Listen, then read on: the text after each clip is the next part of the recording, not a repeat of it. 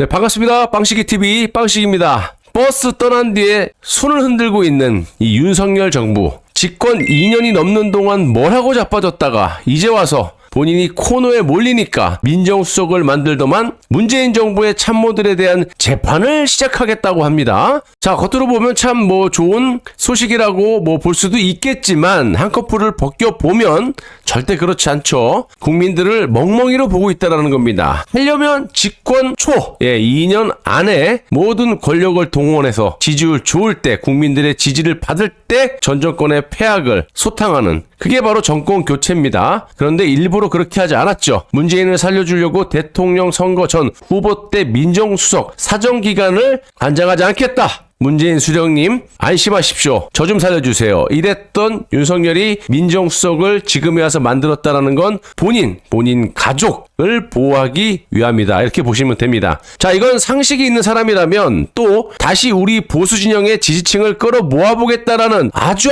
얄팍한 수작인데요. 솔직히 이제는 국민들이, 특히 보수 국민들이 윤석열의 본질을 아시기 때문에 원래도 알았죠. 근데 이재명을 뽑을 수 없으니까, 또 마땅한 대안이 없으니까, 또 검사 출신이니까 우리 보수 인사 200여 명을, 죄 없는 사람들을 집어넣었던 그 검사의 실력으로서 문재인 정권을 좀 소탕해달라. 그런데 절대 그렇게 하지 못하고 또 안 하고 있습니다. 그렇기 때문에 좀 2년 동안 여러분들이 참고 견뎠지만 이제 더 이상은 못 참겠다. 이런 분위기입니다. 자, 그러면 이 윤석열 정권이 문재인 정부의 이 하수인들을 때려잡겠다라고 스타트를 걸었는데 얘네들의 반응은 어떨까요? 일단 보시면 김수현이라는 작자, 이 법원에 출석을 대놓고 불응한다. 이러고 자빠졌죠. 이거 어느 세월에 이것들 수사해서 처벌을 하고 또 문재인은 언제 수사하겠습니까? 말도 안 되는 소리는 달나라 가서 하시길 좀 바라고요. 제대로 문재인을 심판하려면요, 최소한 김정숙에 대한 소환 조사를 진행해야 된다라고 보고 있습니다. 그리고 지금 문재인이 회고록을 통해서 의도적이든 아니든 자신의 범죄를 실토하지 않았습니까? 저는 솔직히 의도적이라고 봅니다. 본인의 잘못을 일부러 이렇게 터뜨려 놓는 거야. 이래도 내가 소환되지 않는다, 수사받지 않는다. 최소한 윤석열 정권에서는 면역력을 좀 키워주기 위해서 지금까지도 이 대한민국 국민들을 좌로 북으로 면역력을 조금씩 키워왔던 이 문재인이가 이제 대범하게 자신의 잘못을 갖다가 이렇게 그냥 대놓고 이야기를 하고 이렇게 해서 또 그냥 넘어가게 되는 거야. 북한 인민들이 어떻게 살고 있습니까? 이제는 제가 봤을 때는요, 면역이 다 돼가지고 저것들이 잘못을 하던, 종북 활동을 하던, 간첩질을 하던 그냥 무덤덤해. 이제부터는 문재인의 2단계 플랜이 뭐냐? 북한 인민들처럼 세뇌를 시키는 거예요. 세뇌 작업이 들어가고 있다. 저는 이렇게 굉장히 신박하게 이 상황을 보고 있습니다. 아무튼 이 문재인이 변방에서 중심으로라는 이 말도 안 되는 제목의 회고록을 냈는데요. 변방에서 중심으로가 아니라 이거 다시 지가 총리를 하겠다라는 거야? 아니면 상황 노릇을 하겠다라는 거야? 대놓고. 너는 변방에 있는 것도 아깝다. 변방에서 감옥으로 가길 좀 바라고, 솔직히 말하면 감옥에 들어가서 국민 세금으로 밥을 처먹여주는 것도 솔직히 아깝습니다. 기름 한 방울 아깝고 저자에게 1원 한 장 투자하는 게 아까워요. 그냥 뗏목을 하나, 나무, 돈 안 드는 나무를 갖다가 폐나무를 이렇게 못을 박아갖고, 못값도 아깝네. 조류를 따라서 무인도로 흘러가게 해가지고 거기서 자급자족 바닷물을 퍼먹어서 신장병에 걸리던지 알아서 살 수 있게끔, 그렇게 하늘나라로 가게끔, 저는 그게 현명한 방법이라고 생각합니다. 감옥에 들어가봐야 돈 아까워요, 제한테는. 다시 돌아가서 무엇보다도 이 삼척 동자도 알만한 문재인의 각종 범죄들을 보시면, 대표적으로 울산 선거 개입을 시작으로 라임 옵티머스 신라젠 버닝썬 북한과의 밀무역, 4.15 총선의 선거 개입, 즉 부정선거 의혹 등등 얼마나 많은 범죄들이 차고 넘칩니까? 오늘 USB에 대해서 말씀을 드리겠는데, 이 USB 안에 어떤 내용이 있는지 모르잖아. 지만 알아요, 김정은이 하고. 여기에다가 무슨 정보를 줬는지 어떻게 압니까? 그래서 오늘 기사를 보니까 문재인이 김정은하고 이 남북 회담 쇼를 할 당시 문재인이 건네주었던 정은이에게 USB에 어떤 내용이 있었는지 그 내용을 공개해달라는 정보 공개 청구를 윤석열의 법원이 기각을 해버렸습니다.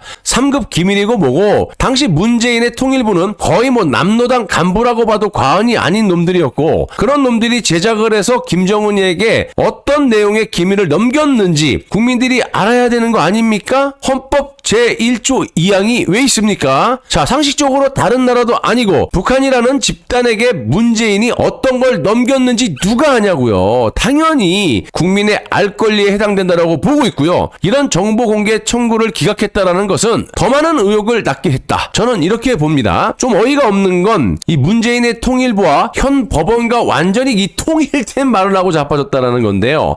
문재인의 통일부는 정보공개법상 국방 등 국익 침해를 사유로 비공개하기로 결정했다고 말을 하고 있고요. 법원 역시 문재인의 통일부의 판단이 정당하다 이러고 있는데 이게 여러분들은 국민들이 납득할 만한 법원의 판결인지 한번 들어보시길 바래요. 재판부는 통일부가 보유한, 그러니까 문재인 정부의 통일부죠. USB에 담긴 정보는 2018년 판문점 회담을 앞두고 준비한 한반도 신경제구상에 대한 대북 관련 정책 또는 남북 협력 사업과 관련한 내용이 포함되어 있다. 이어 해당 정보는 국가정보원법과 보안 업무 규정에 따라 국가기밀 3급 비밀인 누설될 경우 국가안전보장에 해를 끼칠 우려가 있는 비밀로 지정, 관리되고 있다. 이렇게 설명을 했는데요. 지금 제가 드린 말씀, 재판부가 말한 이 내용이 잠시 후에 나옵니다. 아니 지금 문재인과 김정은의 남북회담쇼가 파토난 게 언제고 북한이 지금 국민 세금으로 지어놓은 빌딩들을 파괴하고 지들 멋대로 공장들을 점유하고 지들 버스들도 뭐 다 지들 거야. 아무튼 이렇게 마음대로 쓰고 자빠졌는데 이 대한민국 국민의 세금을 갖다가 플러스로 남북회담쇼 이후에 문재인이 김정은과 김여정에게 얼마나 많은 욕을 먹으면서 남북 정상회담이라는 정상도 아니죠. 아무튼 이 둘 다 물거품이 된 상태에서 도대체 당시 대통령이라는 작자가 무슨 내용을 김정은에게 전달해서 저 인간들이 저렇게 날뛰는지 국민들이 알 방법이 없다라는 거예요. 자, 이 나라가 문재인과 통일부 그리고 니들 법원의 나라입니까? 헌법에 그렇게 나와 있냐? 무슨 국민들이 전투기 설계도를 달라고 했습니까? 아니면 김정은이 살고 있는 집 주소를 알려달라고 했습니까? 그리고 문재인의 그 통일부가 보유한 USB에 담긴 내용을 비공개로 열람한 것으로 알려진 재판부는 잘 들어보세요. 이 내용이 공개되면 민감하고 예측 불가능한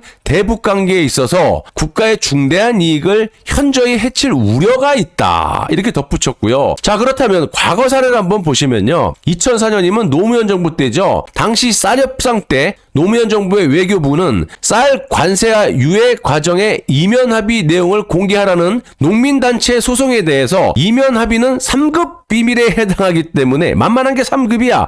공개할 수 없다. 이러면서 거부한 적이 있었습니다. 그리고 노무현 정부는 이면 합의 내용을 3급 비밀로 분류한 법적 근거로 국가정보원법과 누설되는 경우 국가안전보장에 손해를 끼칠 우려가 있는 비밀은 이를 3급 비밀로 한다. 보안 업무 규정 4조를 들었습니다. 다 비슷하죠? 3급으로 정한 내용들이 비슷비슷해요. 이에 대해 당시 서울행정법원은 2006년 1월 통상협정문을 국가정보원법과 보안 업무 규정에 의한 3급 비밀로 분류하는 것은 명백한 잘못이다. 이런 판결을 내렸고요. 법원은 개별 국가와의 협상이 있어 합의 내용을 담은 정보가 국가안전보장에 관련된 정보라고 할 수 없다면서 이면 합의 내용이 3급 비밀로 분류될 수 없음은 분명하다. 이렇게 판시를 했었습니다. 또 당시 민주노동당 강기갑이라는 인간과 권영길이라는 인간이 한미 FTA 협정문 공개 초안을 공개하라면서 정부를 대상으로 낸 행정소송에도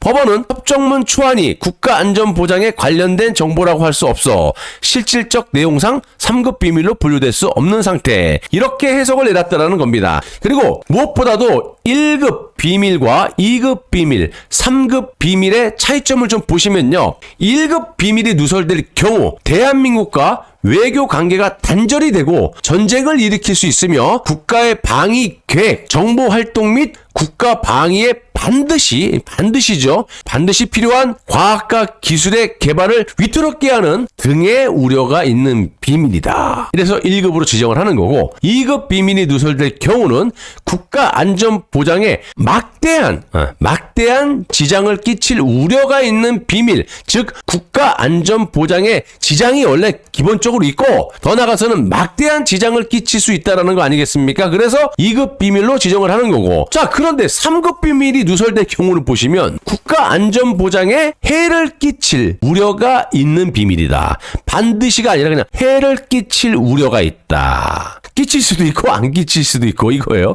한마디로 귀에 걸면 귀걸이, 코에 걸면 코걸이. 참 모호하지 않습니까? 그래서 이명박 정부 때 외교통상부에 나쁜 버릇이 또 되살아났다면서 3급 비밀 꼼수라고까지 지적을 한 바가 있었다라는 겁니다. 한마디로 쉽게 얘기하면 문재인 정부 통일부에서 제작하고 문재인이 김정은에게 보낸 USB 내부 문건을 공개하라는 정보 공개 청구에 대한 재판부의 기각 결정과 판결문 내용을 보시더라도 과거 정부의 꼼수를 부렸던 내용과 거의 일맥상통한다라고 보고 대한민국 헌법 제1조 2항 대한민국의 주권은 국민에게 있고 모든 권력은 국민으로부터 나온다라는 헌법 제1조 2항을 근거로 반드시 문재인이 김정은에게 어떤 내용의 USB를 전달했는지 그로 인한 국가의 피해는 어느 정도였었는지 반드시 밝혀져야 된다고 봅니다. 이런 것들 하나하나를 여러분들께서 국민들이 그냥 묵과하고 넘어가신다면 헌법 제1조 2항마저도 문재인의 손에 좌파들의 손에 파괴가 되면서 그야말로 북한의 인민처럼 할 말도 못하고 노예처럼 살 수 있다는 점을 명심하시기 바랍니다. 지금 민주당 하는 짓 보세요. 헌법의 부칙까지 싹 다 들어엎고 있지 않습니까? 이렇게 안 될 거라고 여러분들 그냥 방심하다가 큰 코 다칩니다.